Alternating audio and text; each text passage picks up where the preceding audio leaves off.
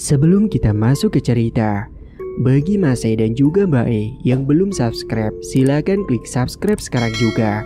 Dan bagi yang sudah subscribe, semoga kalian di sana sehat-sehat selalu agar bisa mendengarkan cerita terbaru dari Mang Ripan. Dan tidak usah lama-lama, ini dia ceritanya. Selamat mendengarkan. Bukti awal dari keseriusan hubungan sepasang kekasih adalah sebuah lamaran dari si pria kepada wanita yang sangat dicintainya. Dan itulah yang diucapkan oleh sepasang kekasih yang masih studi di kuliah semester akhir ini. Teguh dan Sarah, yang kini mereka hanya tinggal menunggu wisuda karena telah menyelesaikan skripsinya. Sarah mengambil jurusan kedokteran dan Teguh mengambil jurusan bagian manajemen. Sambil menunggu wisuda tiba, mereka putuskan untuk liburan jalan-jalan terlebih dahulu. Sebelum nantinya mereka akan fokus pada dunia pekerjaan mereka masing-masing. Bahkan hampir 3 hari sekali, mereka selalu berlibur ke tempat wisata. Keduanya ini berasal dari keluarga yang mampu, namun keluarga dari Sarah lebih kaya dari keluarganya si Teguh. Akan tetapi, meskipun begitu, orang tuanya Sarah setuju saja kalau Sarah sama Teguh. Hari ini, Teguh dan Sarah yang sudah janjian, mereka akan pergi ke suatu tempat wisata. Pagi itu, Teguh akan menghampiri ke rumahnya Sarah terlebih dahulu sembari berpamitan kepada kedua orang tuanya. Beberapa saat kemudian, Teguh pun akhirnya sampai juga di rumahnya Sarah. Tidak lupa dia untuk mengetuk pintu rumahnya karena saat itu rumahnya juga tertutup. Assalamualaikum. Sesaat setelah Teguh menunggu di depan pintu, akhirnya pintu pun dibukakan oleh Bu Neni. Waalaikumsalam. Nak Teguh, ayo masuk nak. Bu Neni sangat baik dan ramah sekali kepada Teguh karena dia sudah kenal dengan Teguh sejak lama. Apalagi Sarah dan Teguh sudah berpacaran sangat lama. Setelahnya Teguh pun masuk ke dalam ruang tamu, sedangkan Sarah saat itu sedang sibuk dandan karena belum selesai. Mau minum apa nak? Gak usah bu, ini mau sekalian keluar sama Sarah kok. Oh gitu, ya udah ibu panggilkan Sarah dulu ya. Dia masih dandan kayaknya dari tadi. Iya bu. Lalu segera saat itu Bu Neni pun menghampiri ke kamarnya Sarah yang kala itu sedang berias diri. Sarah, itu udah ditungguin sama Teguh. Iya bu, bentar. Ini nanggung. Aku mau pakai maskara dulu. Kamu itu gimana toh? Dari tadi kok belum selesai-selesai juga. Maklumlah bu, cewek. Lagian kan mau ketemu sama calon suami. Kamu itu. Ya udah sana cepetan. Kasihan itu Teguh udah nunggu lama. Beberapa saat kemudian akhirnya Sarah pun sudah selesai dan dia segera turun ke lantai bawah menghampiri si Teguh. Setelahnya mereka langsung berpamitan dan bergegas berangkat menuju ke tempat wisata yang sudah mereka tetapkan. Mereka berdua berboncengan naik motor dengan sangat mesra, membuat beberapa mata yang memandang seakan iri dan cemburu melihat kemesraan mereka.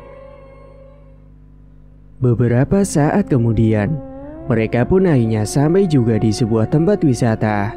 Tak lupa mereka mengabadikan momen dengan berfoto-foto sebagai kenang-kenangan nantinya. Setelah sudah selesai dan puas foto-foto, mereka duduk di suatu tempat yang ada di tempat wisata itu. Saat itu tiba-tiba saja Teguh ingin membicarakan sesuatu yang sangat penting kepada Sarah. Mereka akan membahas masa depan mereka dan hubungan mereka ke depannya mau bagaimana. Sar, aku mau ngomong sama kamu. Mau ngomong apa sih? Kayaknya serius banget. Iya, ini aku mau ngomong serius. Aku itu kan sudah sangat sayang dan cinta sama kamu. Dan aku ingin hubungan kita itu lebih jauh. Kalau menurut aku sih, mending kita lamaran aja dulu sebagai bukti kepastian kamu serius sama aku. Jawab Sarah. Iya sih, aku pikir juga lebih baik seperti itu. Tapi aku akan melamar kamu nanti ya, kalau aku sudah dapat pekerjaan. Loh, emangnya kenapa?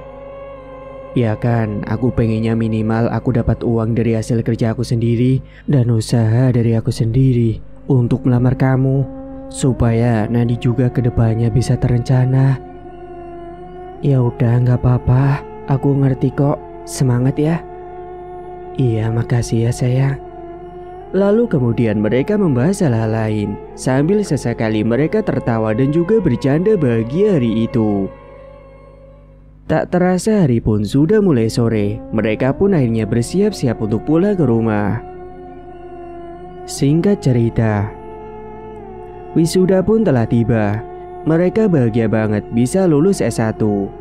Dan nanti rencananya Sarah tuh mau lanjut kuliah, sedangkan Teguh memutuskan untuk kerja supaya nantinya dia bisa cepat-cepat melamar Sarah. 1 bulan kemudian, Teguh akhirnya diterima kerja di sebuah perusahaan yang gajinya lumayan besar. Dan kala itu dia punya atasan yang masih muda. Mungkin umurnya hanya selisih 3 tahun dari umurnya. Sedangkan Sarah saat itu melanjutkan kuliah S2-nya. Dan biasanya sepulang kerja, Teguh mampir ke rumahnya Sarah saat dia sudah pulang kuliah. Sore itu Teguh, Sarah dan juga Bu Neni ngobrol bersama di ruang tamu.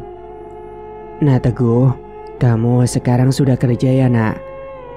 Iya Bu, alhamdulillah saya diterima di sebuah perusahaan. Hebat kamu nak, berarti kamu bisa cepat lamar Sarah dong. Iya Bu, doain ya Bu. Pasti nak, soalnya Sarah cerita sama ibu waktu itu katanya kamu mau melamar Sarah. Oh iya, gimana kerjanya di kantor kamu? Celetuk Sarah. Alhamdulillah lancar Sar. Setelah bekerja di perusahaan itu, Teguh sudah mulai menyicil menabung untuk nanti melamar Sarah. Singkat cerita, 9 bulan berlalu. Teguh itu kerjanya rapi dan disiplin. Semua job selalu dia selesaikan dengan baik. Kala itu, di kantor Teguh itu mengadakan makan malam bersama dan semua karyawan diundang. Acara itu akan dilaksanakan di sebuah hotel dan memperingati berdirinya perusahaan itu. Atasan bilang kalau para karyawannya bebas mau panggil siapapun, keluarga ataupun pasangan juga boleh. Dan kala itu, Teguh berencana untuk mengajak Sarah datang ke acaranya tersebut. Saat malam hari, Teguh menghubungi Sarah karena akan mengajaknya besok ke tempat acara perusahaannya itu. Sarah yang sedang berada di dalam kamar sedang istirahat karena capek seharian telah berkuliah. Mendengar HP yang digeletakkan itu berbunyi, langsung diangkat. Ternyata itu adalah panggilan dari Teguh. Kamu besok malam ada waktu nggak kira-kira? Tanya Teguh. Aku sih besok malam paling seperti malam ini, gabut cuma rebahan aja. Emangnya kenapa? Besok kalau aku ajak ke perusahaan, kamu mau nggak? Boleh aja sih. Ya sudah, besok malam aku jemput kamu ya. Jangan lupa dandan yang cantik. Emangnya sekarang aku nggak cantik gitu? Ya nggak juga sih, kamu kan selalu cantik setiap hari. Ih, gombal. Udah ya, aku mau tidur dulu, capek nih. Iya, selamat malam ya, semoga mimpi indah. Singkat cerita, acara pun terlaksana. Saat itu Teguh datang bareng dengan Sarah. Yang kala itu dia dandan sangat cantik sekali, membuat tamu-tamu undangan melirik ke arahnya. Tak terkecuali atasannya Teguh yang bernama Fahmi. Dan fakta uniknya, ternyata Fahmi ini seringkali berpergian sama teman-teman wanitanya. Dan mungkin bisa dibilang dia itu adalah playboy, karena Fahmi ini selalu bicara berlebihan ke teman wanitanya, bahkan entah disengaja atau tidak, hingga temannya itu kadang baper dengannya. Saat itu, Fahmi mencoba untuk menghampiri Teguh dan Sarah. Ketika dihampiri atasannya itu, Teguh pun memperkenalkan Sarah kepada Fahmi. Makasih ya Gu, kamu sudah datang. Pasti dong Pak. Oh iya, kamu sama siapa Gu? Istri kamu? Oh, bukan Pak, masih calon. Doain ya Pak. Kenalin, namanya Sarah. Akhirnya Sarah dan Fahmi pun saat itu saling berkenalan satu sama lain. Kala itu hanya pembicaraan biasa saja. Hingga saat itu Teguh pamit kepada mereka karena ingin pergi ke toilet. Maaf, aku izin ke toilet dulu ya Pak. Oh iya silahkan Gu, jawab Fahmi. Gak apa-apa kan aku tinggal bentar Sar? Iya gak apa-apa kok. Saat Teguh pergi ke toilet, Fahmi tanpa rasa malu, dia mencoba untuk minta nomor HP-nya Sarah. Sarah, aku boleh minta nomor HP kamu gak? Sarah pun terkejut karena ditanyai seperti itu. Namun karena Sarah tidak enak karena Fahmi adalah bosnya Teguh, akhirnya dia pun memberikan nomor HP-nya kepada Fahmi. Bahkan saat itu, Fahmi sempat menanyakan alamat rumahnya Sarah. Dan setelah Sarah memberitahukan alamatnya itu, ternyata Fahmi tahu alamat rumah itu. Sesaat kemudian, akhirnya Teguh sudah selesai juga dari kamar mandi. Teguh sempat heran atas apa yang baru saja mereka bicarakan. Namun ketika Teguh datang, mendadak Fahmi ini berpamitan dengan alasan mau menemui tamu yang lain. Kalau gitu, saya mau nemuin tamu yang lain dulu ya Gu. Silakan nikmati hidangan yang ada. Iya Pak, terima kasih banyak. Acara pun berjalan sangat meriah sampai malam hari dan diisi dengan sambutan-sambutan dari beberapa orang dan staf penting di kantor, membahas pencapaian-pencapaian yang telah mereka lakukan bersama, dan tak terasa acaranya pun akhirnya telah usai. Sarah kemudian diantarkan oleh Teguh pulang ke rumahnya. Namun sebelumnya mereka akan mampir terlebih dahulu untuk membeli martabak untuk oleh-oleh mertuanya. Kita mampir beli martabak dulu ya. Iya sayang. Beberapa saat kemudian, setibanya di rumah Sarah, Teguh pun langsung berpamitan untuk pulang. Kalau gitu, aku langsung pulang dulu ya Sar. Udah malam nih. Aku nitip salam saja buat ibumu. Iya, kamu hati-hati ya pulangnya. Siap, makasih ya. Kamu udah mau datang ke acara aku. Iya, sama-sama. Setelah Teguh beranjak pergi dari rumahnya Sarah, dia pun langsung masuk ke dalam rumah. Assalamualaikum. Waalaikumsalam. Sudah pulang Sar? Iya Bu, ini Bu martabak tadi dibeliin sama Mas Teguh. Loh, Teguhnya mana? Gak mampir dulu? Enggak Bu, sudah malam katanya, gak enak. Dia cuma nitip salam aja buat ibu. Oh, ya udah. Gimana tadi acaranya? Meriah banget Bu, orang penting semua.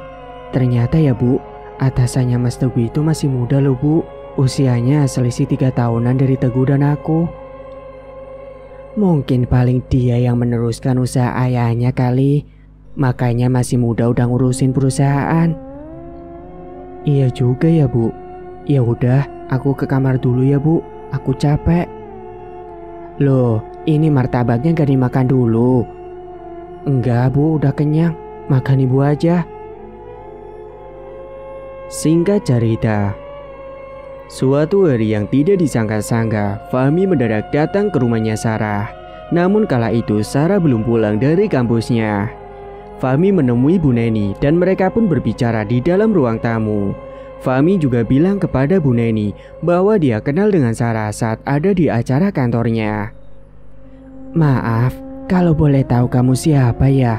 Kok datang ke rumah saya? Oh, iya Bu, maaf sebelumnya. Kalau kedatangan saya ini mengagetkan dan tidak disangka. Saya ini Fahmi Bu. Saya pemilik perusahaan besar di kota ini. Saya kenal dengan Sarah waktu itu dia datang ke acara kantor saya. Oh, ini yang waktu itu dibicarakan Sarah toh. Kalau kamu itu yang masih muda tapi sudah ngurus perusahaan. Iya Bu, kebetulan saya yang melanjutkan perusahaan dari ayah saya. Karena dia sudah pensiun dan alhamdulillah perusahaan saya ini berkembang maju sekarang. Dan usai mengobrol lumayan lama, tiba-tiba saja Fahmi ini mengungkapkan bahwa dia berniat untuk melamar Sarah. Begini Bu, jadi kedatangan saya ke sini, saya berniat mau melamar Sarah Bu, ucap Fahmi. Sontak Bu Neni yang mendengar ucapan Fahmi langsung terkejut dan bingung karena soalnya Sarah itu sudah dengan Teguh. Namun memang benar selama ini Teguh belum juga melamar Sarah. Sedangkan si Fahmi ini tahu kalau Sarah itu sudah ada calonnya dan itu adalah Teguh, karyawannya sendiri.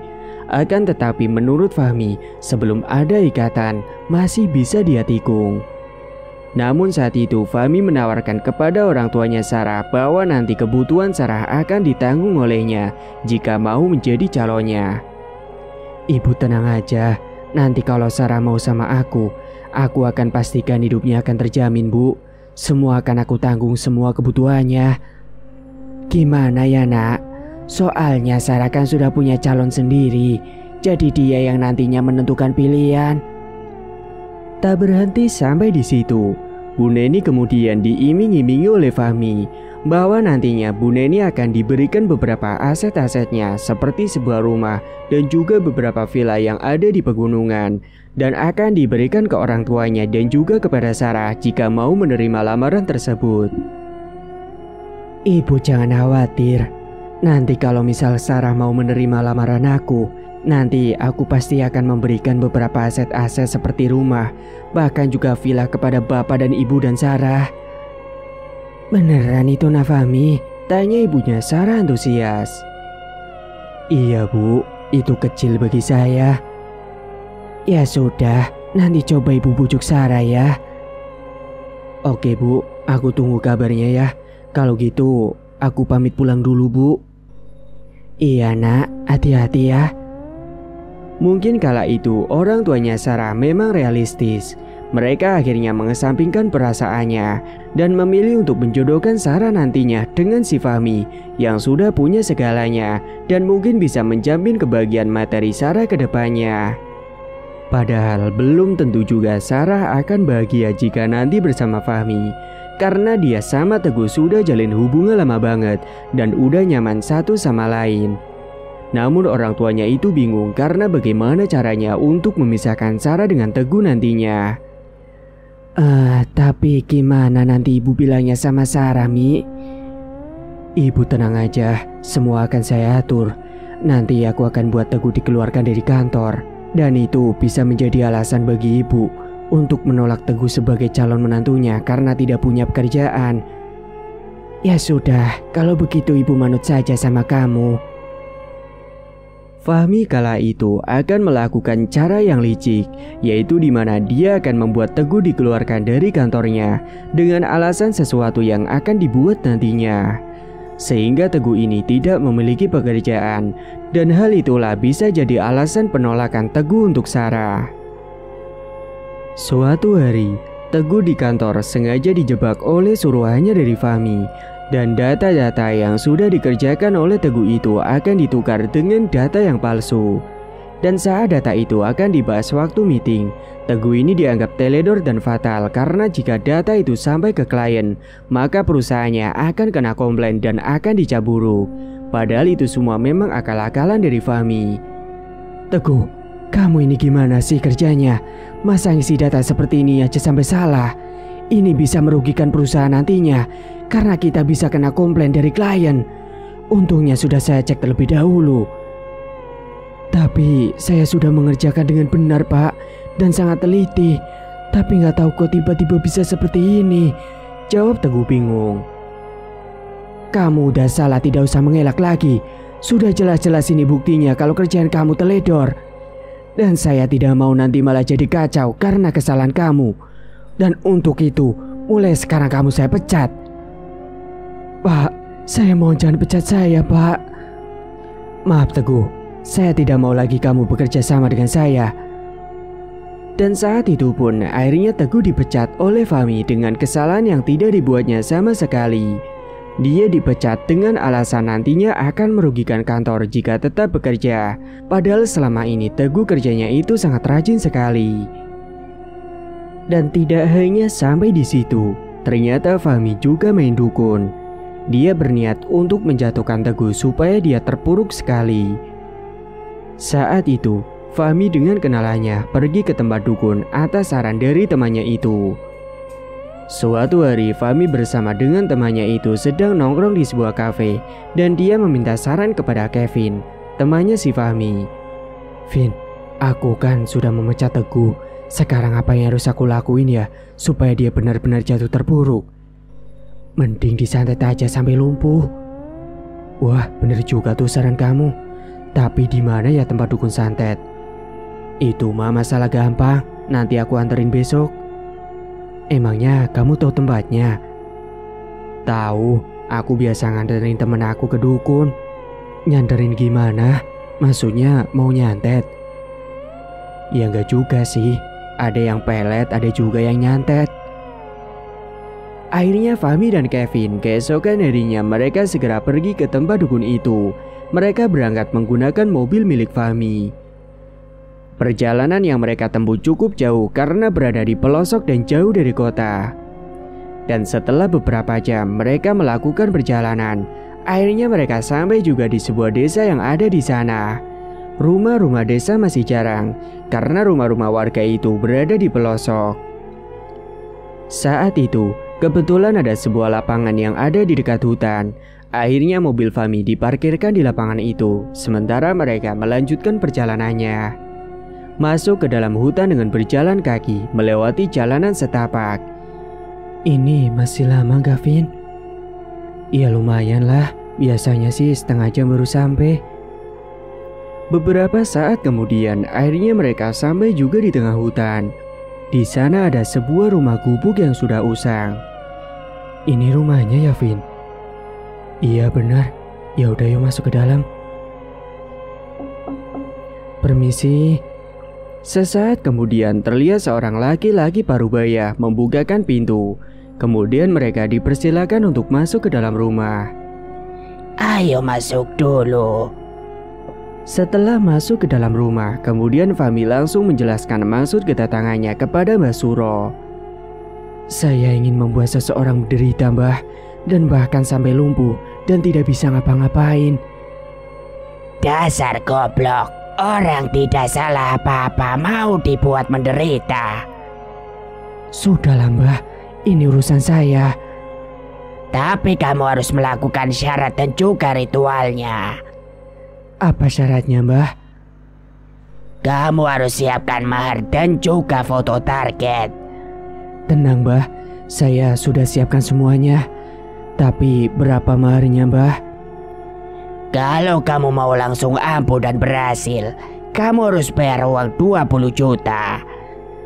Baik, Mbah. Lalu Fahmi langsung mengambilkan uang yang sudah disiapkan. Bagi Fahmi, uang 20 juta itu sangatlah kecil dan tidak seberapa. Malam harinya, mereka masuk ke dalam ruangan ritual. Di dalam ruangan itu sudah ada kemenyan yang dibakar dan ada beberapa sesajen seperti kelapa muda, kelapa tua, kembang 7 rupa dan juga buah-buahan. Fahmi yang baru pertama kali masuk ke dalam ruangan ritual seperti itu, dia bergidik ngeri. Berbeda dengan Kevin yang sudah biasa datang ke Mbah Suro mengantarkan teman-temannya. Lalu Mbah Suro berkomat kamit merapalkan mantranya dengan telunjuk diputarkan di atas asap kemenyan sembari memejamkan kedua matanya. Setelahnya dia mulai membuka matanya kembali dan meminta foto target yang akan disantet. Mana fotonya? Fahmi langsung memberikan foto itu dengan tangan gemetaran. Kemudian Mbah Suro mengasapkan foto itu di atas kemenyan. Dan kemudian dibacakan mantra, serta diikat dengan boneka pocongan dengan tali. Setelah foto itu sudah terikat, kemudian Mbah Suro mengolesi sebuah minyak yang sudah dicampurkan dengan darah ayam hitam yang sudah disiapkan di sebuah wadah. Dan Mbah Suro mengoleskannya pada kaki boneka pocongan itu. Fahmi bergidik ngeri dan merinding ketika ada hembusan angin yang datang masuk ke dalam ruangan itu. Dan terlihat ada sebuah asap hitam yang datang menghampiri Mbah Suro. Kemudian asap hitam tebal itu berubah menjadi sosok yang sangat menyeramkan. Sontak hal itu membuat Fahmi semakin ketakutan. Dia gemetaran, keringat pun bercucuran, jantung berdegup dengan kencang. Saat itu Mbah Suro mencoba berkomunikasi dengan sosok itu. Dan entah apa yang mereka bicarakan. Kemudian setelahnya sosok itu pun pergi menghilang begitu saja. Dan akhirnya Mbah Suro selesai melakukan ritualnya.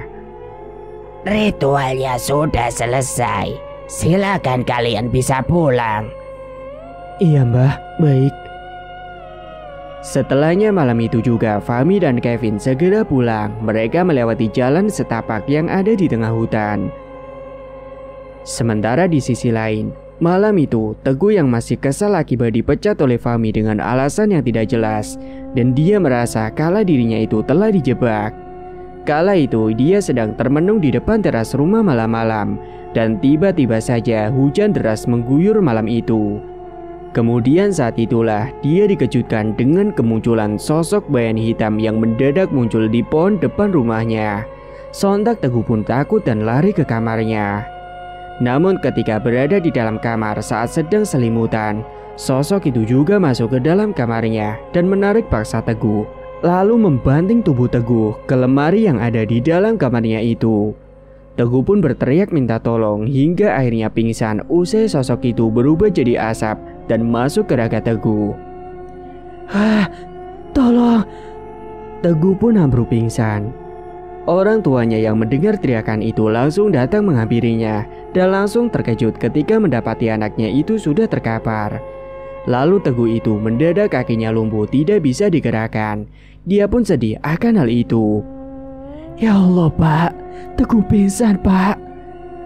Dan saat itu segera tubuh Teguh diangkat ke atas kasur. Dan beberapa saat kemudian akhirnya Teguh pun tersadar. Dia langsung diberikan air putih supaya menjadi tenang. Namun setelahnya ketika Teguh hendak mengangkat kakinya, terasa sangat susah sekali. Pak, Bu, ini kaki aku kenapa? Kok nggak bisa digerakin sama sekali? Astagfirullahaladzim. Lalu kedua orang tuanya memanggilkan dokter ke rumah untuk memeriksa kaki Teguh apa yang sebenarnya terjadi. Setelah sudah diperiksa oleh dokter, ternyata Teguh dinyatakan lumpuh pada kakinya. Teguh pun sedih mendengar hal itu. Keesokan harinya, Sarah mendapatkan kabar soal Teguh dan dia pun datang ke rumah Teguh untuk menjenguknya. Kamu kenapa bisa begini? Tanya Sarah bersedih. Aku juga gak tahu, tiba-tiba saja seperti ini. Kamu yang sabar ya. Iya Sar, kamu juga sabar ya.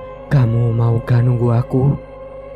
Maksudnya nunggu di sini adalah sampai Teguh sembuh dan bisa mencari kerjaan kembali agar segera cepat melamar Sarah. Lalu Sarah menjawab dengan menganggukkan kepala sambil meneteskan air matanya. Oh iya Sar, aku juga belum beritahu kamu ya, kalau aku sekarang sudah dipecat Sar. Dipecat? Kok bisa? Emangnya kenapa? Aku juga gak tahu. Aku gak melakukan kesalahan apapun. Tapi aku katanya melakukan kesalahan. Tapi aku yakin kali ini aku dijebak. Singkat cerita, sementara saat itu Sarah yang tidak berangkat kuliah dikejutkan dengan kedatangan Fahmi ke rumahnya. Saat itu Fahmi datang hendak melanjutkan melamar Sarah. Mereka saat itu duduk di ruang tamu membicarakan hal itu. Kedatangan aku ke sini mau melamar kamu, Sar. Hah? Melamar? Iya, Sar. Bukannya Bapak tahu sendiri kalau aku sudah sama Teguh? Jangan panggil Bapak dong, Sar. Panggil Fahmi aja. Jawab Fahmi. Sudahlah, Sar. Kamu terima saja lamarannya Fahmi. Ibu setuju kalau kamu sama Fahmi, karena nanti hidup kamu akan terjamin daripada sama Teguh yang belum tentu. Jawab ibunya. Apalagi kata kamu sekarang Teguh lumpuh dan tidak bisa apa-apa. Ibu-ibunya kemudian. Aku gak mau, Bu. Aku akan setia sama Mas Teguh. Aku yakin dia bisa sembuh. Aku masih sayang sama dia, Bu. Kenapa ibu jadi gini sih? Bukannya sejak dulu ibu setuju kalau aku sama Teguh? Itu kan dulu, Nak. Sekarang beda. Namun saat itu Bu Neni yang memiliki riwayat sakit jantung. Bu Neni kemudian berpura-pura kumat dengan sakit jantungnya itu ketika mendengar penolakan dari Sarah. Bu, Ibu kenapa, Bu? Lalu segera saat itu Bu Neni diangkatkan oleh Fahmi masuk ke dalam kamar. Bu Neni berpura-pura kambuh sakitnya. Dan setelah di dalam kamar, Sarah menangis karena takut terjadi apa-apa dengan ibunya. Bu, Ibu jangan sakit lagi dong, Bu. Ibu gak akan sakit lagi, nak. Kalau kamu mau menerima lamarannya dari Fahmi. Kalau kamu menerima Fahmi, ibu pasti akan sembuh, nak. Jawabnya beralasan waktu itu. Sarah pun yang tidak mau ibunya kenapa-napa. Dia akhirnya menuruti apa mau ibunya itu, dengan syarat dia akan memberitahu Teguh terlebih dahulu atas keputusan terpaksanya itu. Ya udah bu, aku akan menerima lamaran dari Fahmi. Aku lakuin ini semua demi ibu. Makasih ya nak. Tapi dengan satu syarat bu. Apa syaratnya? Aku akan memberitahu Mas Teguh terlebih dahulu atas keputusan ini. Fahmi yang mendengar ucapan Sarah pun langsung tersenyum senang karena akhirnya dia akan menikah dengan Sarah. Sore harinya, Sarah pun datang ke rumah Teguh untuk mengungkapkan hal itu atas keputusan terpaksanya itu. Aku datang ke sini mau ngomong sesuatu sama kamu, ucap Sarah. Mau ngomong apa, Sar? Jawab Teguh. Aku mau minta maaf sama kamu. Aku akan menikah, Gu. Nikah? Sama siapa? Sama atasan kamu, Fahmi.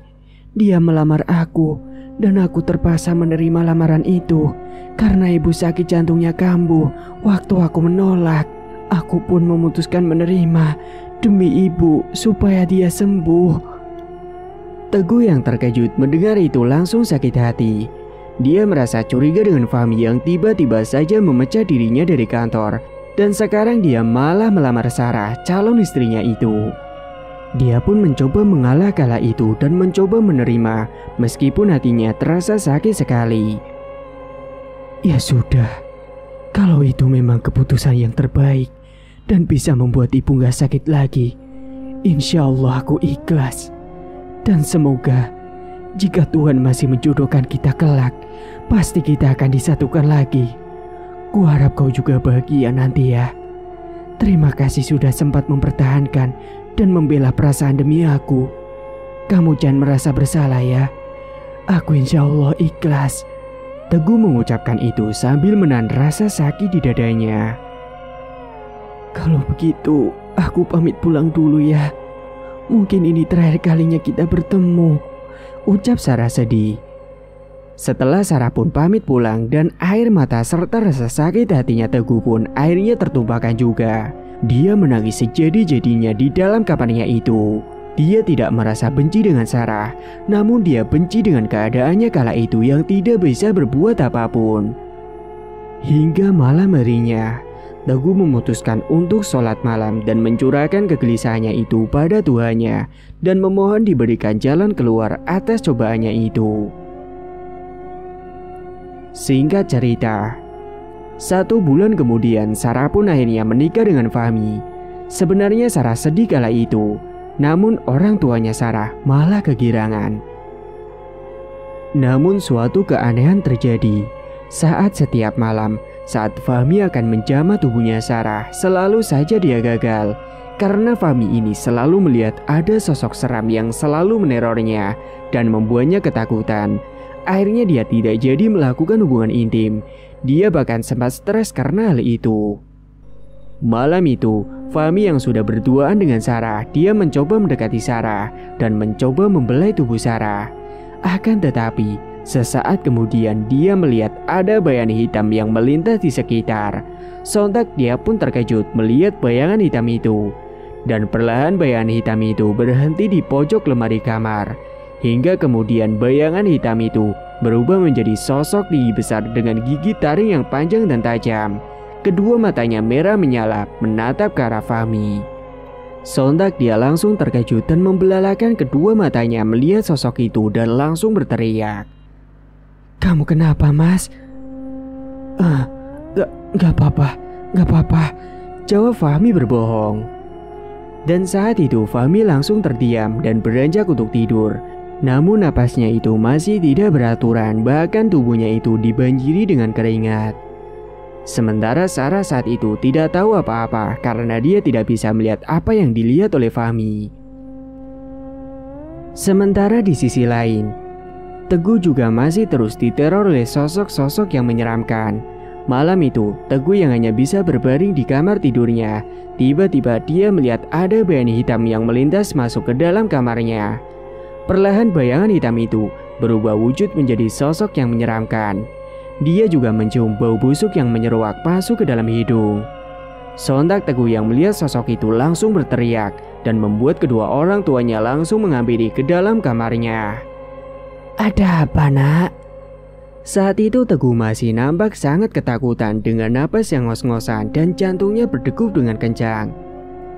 Aku takut, Bu. Takut kenapa, Nak? Aku lihat ada sosok tinggi besar, Bu. Sangat mengerikan.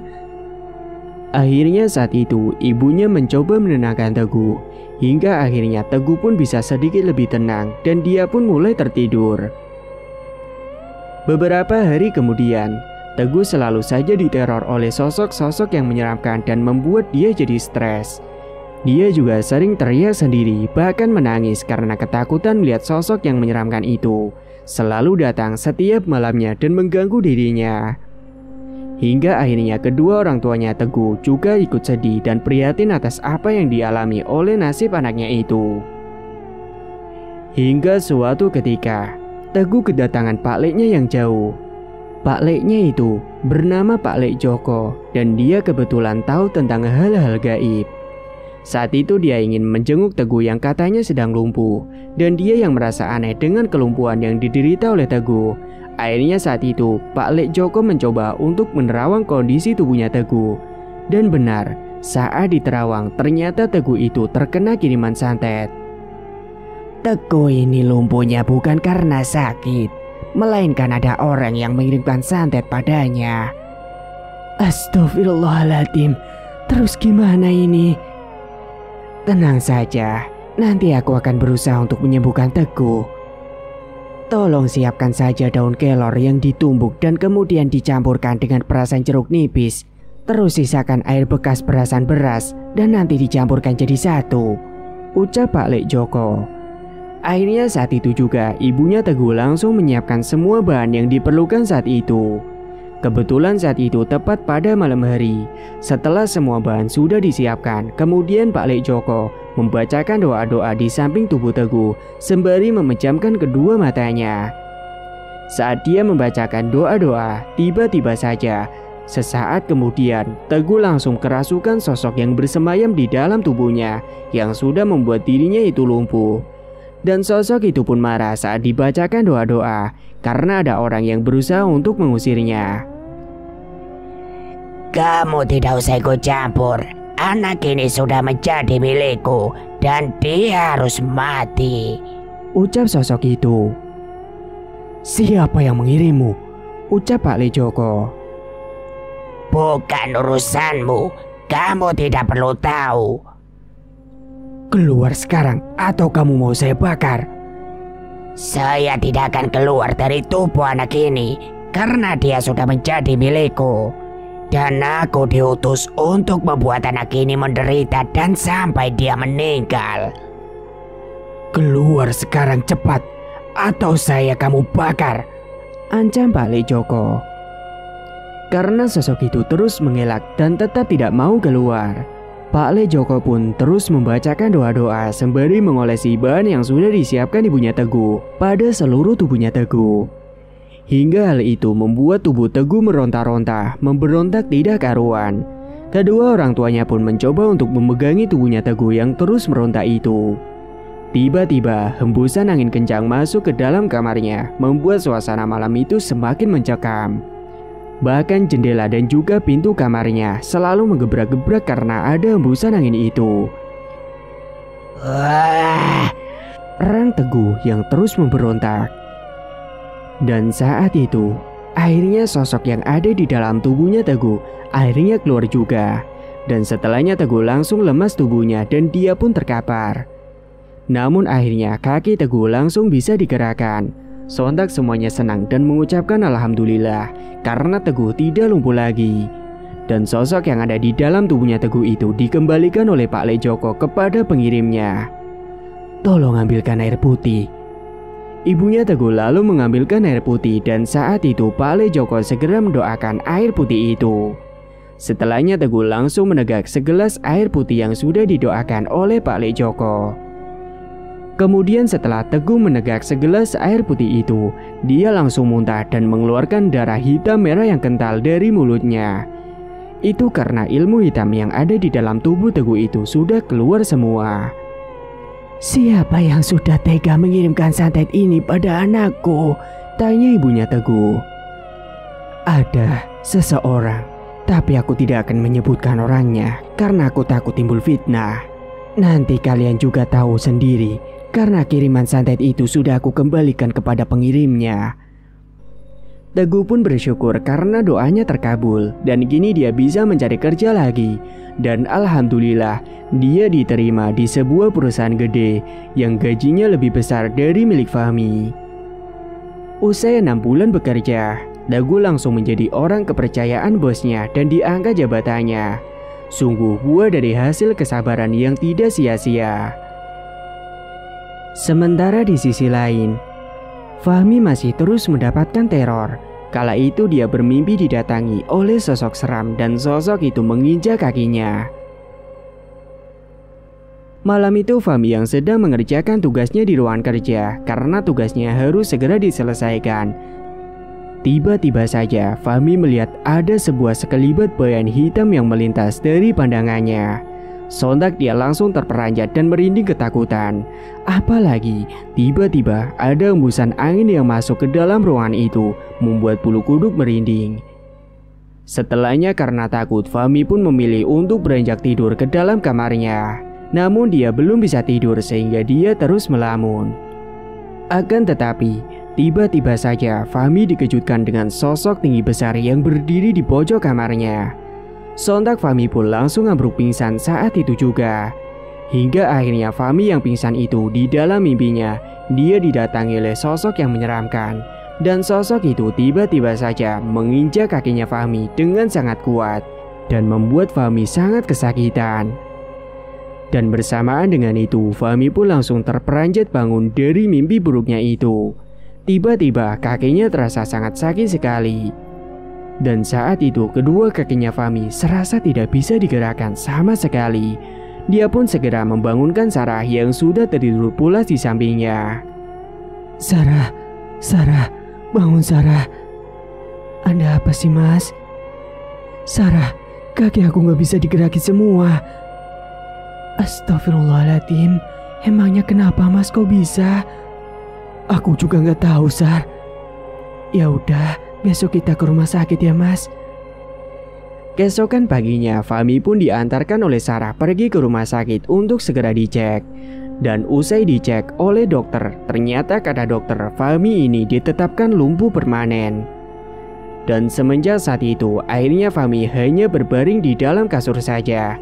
Dan dia selalu mendapatkan teror-teror menyeramkan setiap malam harinya. Perusahaannya itu juga mengalami penurunan karena Fahmi tidak mengurusnya akibat dia lumpuh. Dan suatu hari saat Fahmi sendirian berada di dalam kamarnya, dia yang kala itu hendak mengambil minuman di meja samping kasurnya. Di sana juga ada sebuah apel yang sudah dikupaskan oleh Sarah dan ada sebuah pisau di piring itu. Tiba-tiba saja Fahmi dikejutkan dengan kemunculan sosok seram dan membuatnya ketakutan. Sontak Fahmi pun yang kaget, akhirnya berteriak. Dan saat itu Fahmi salah mengambil minuman. Dia malah meraih pisau di tangan dan terjatuh dari dipan. Akhirnya Fahmi terjatuh dan saat itu pisau mengarah ke atas sehingga tertancap tepat ke jantungnya si Fahmi. Sontak si Fahmi pun langsung berteriak dan juga kesakitan. Hingga akhirnya saat itu juga Fahmi tewas di tempat akibat tertusuk pisau itu tepat di jantungnya dan karena tidak segera mendapatkan pertolongan secepatnya. Dan selang beberapa jam, Sarah terkejut saat masuk ke dalam kamar karena dia melihat Fahmi yang sudah terkapar dan terlihat sebuah pisau tertancap tepat di jantungnya. Darah pun bercucuran di sana. Sarah terkejut karena melihat suaminya itu telah tewas dan hari itu juga Fahmi segera dimakamkan. Singkat cerita, Sarah pun akhirnya menjanda. dan dia mendapatkan sebagian warisan dari peninggalan Fahmi. Bahkan Bu Neni juga kebagian. Tidak berselang lama, Bu Neni tiba-tiba saja sakit jantungnya kambuh dan beliau dirawat di rumah sakit bahkan sampai berhari-hari. Kala itu juga Bu Neni selalu ditampakkan oleh sosok-sosok seram. Dan malam harinya saat berada di dalam ruangan rumah sakit, Bu Neni melihat ada sekelibat bayangan hitam yang melintas. Sontak dia langsung terperanjat melihat bayangan hitam itu. Dan kemudian sosok bayangan hitam itu berubah menjadi asap yang tebal. Dan setelah menjadi asap, kemudian berubah menjadi sosok yang tinggi besar dan sangat menyeramkan. Sontak Bu Neni yang melihat itu langsung terkejut. Dia pun berteriak ketakutan, hingga akhirnya dia jatuh pingsan. Begitu juga suatu malam hari, saat Bu Neni yang sedang tertidur, dia selalu bermimpi melihat Teguh terus-menerus. Dan setelah sadar, kini Bu Neni merasa bersalah kepada Teguh dan ingin meminta maaf padanya. Kemudian dia meminta kepada Sarah untuk mendatangkan Teguh biar menjenguknya ke rumah sakit. Sepertinya aku sudah sangat bersalah kepada Teguh. Makanya aku selalu bermimpi bertemu dengan dia terus. Siang itu Sarah yang menjaga ibunya di rumah sakit. Tiba-tiba ibunya berkata kepada Sarah untuk membawa Teguh datang ke rumah sakit. Sarah, tolong kamu ke rumahnya Teguh ya nak. Emangnya kenapa Bu? Kok ibu tiba-tiba ngomong seperti itu? Ibu merasa bersalah sama dia. Salah apa Bu? Sudah, kamu cepat suruh Teguh saja datang ke sini nak. Sebenarnya Sarah masih bertanya-tanya karena ibunya tiba-tiba menyuruhnya untuk mendatangkan Teguh. Dan akhirnya sore harinya Sarah pergi ke rumah Teguh dan mengajaknya untuk datang ke rumah sakit. Assalamualaikum. Waalaikumsalam. Sarah, ada apa kamu datang ke sini, Sar? Ayo silakan masuk dulu. Akhirnya saat itu Sarah dipersilakan masuk oleh Teguh dan dia pun langsung menceritakan semuanya yang sudah terjadi padanya. Aku sekarang sudah menjanda, Gu. Loh, kok bisa, Sar? Mas Fahmi sudah meninggal dunia. Innalillahi wa inna ilaihi rajiun. Emangnya dia meninggalnya karena apa? Aku juga gak tahu pasti.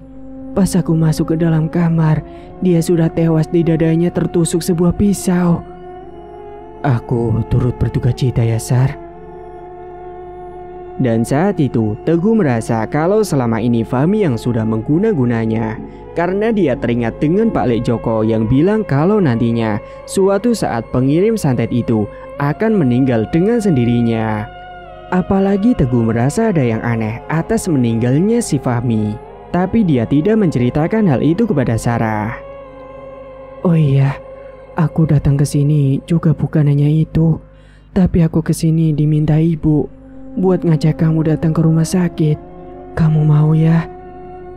Emangnya siapa yang sakit, Sar? Ibu sakit jantungnya kumat lagi. Ya udah kalau gitu, kita ke sana sekarang. Akhirnya saat itu mereka segera berangkat ke rumah sakit. Singkat cerita, Teguh pun datang ke rumah sakit dan Bu Neni langsung jujur kepada Teguh yang dulu pura-pura jantungan demi Sarah bisa menurut menerima lamaran dari Fahmi. Ibu mau minta maaf sama kamu, nak. Minta maaf kenapa, Bu? Kalau ibu salah, aku juga pasti sudah maafin ibu kok. Sebenarnya, dulu ibu pura-pura jantungan supaya Sarah mau menerima lamaran dari Fahmi. Karena dulu Fahmi sempat mengiming-imingi ibu harta kekayaan dan ibu tergiur.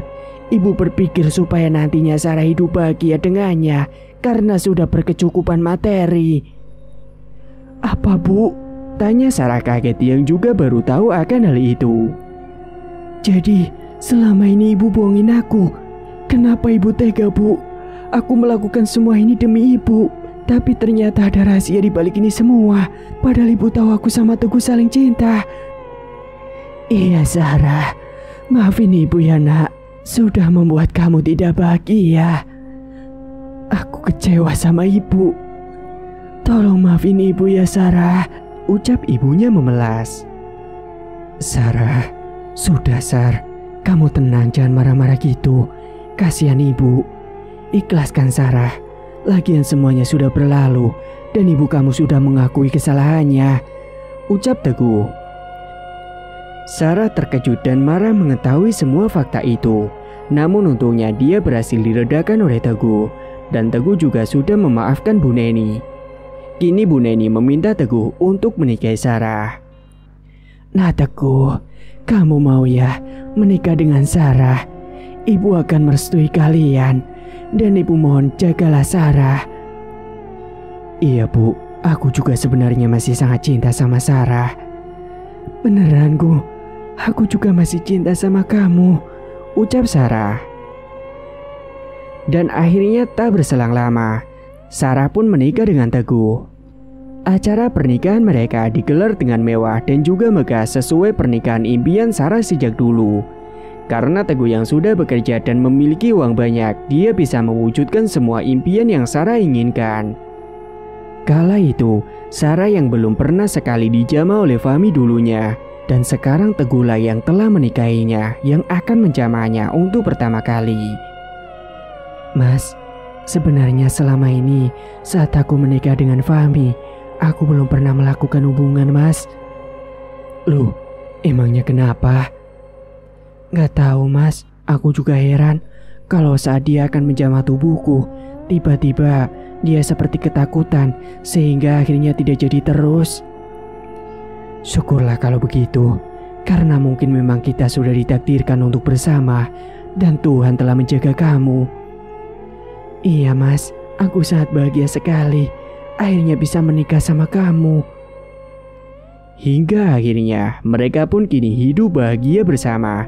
Dan tak lama dari pernikahan mereka, beberapa bulan kemudian Sarah pun positif hamil. Dan 9 bulan kemudian mereka dikaruniai anak yang cantik dan juga ganteng. Bahkan kala itu anaknya lahir bebarengan. Bisa dibilang anak mereka itu kembar, namun beda jenis.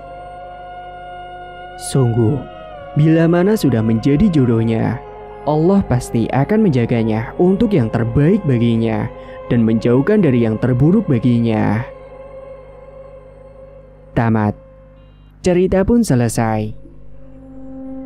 Terima kasih bagi Mase dan Bae yang sudah setia menyimak cerita ini sampai akhir.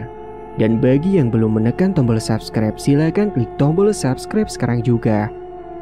Dan semoga kalian semua dimanapun berada selalu sehat-sehat semua dan dimudahkan segala urusannya.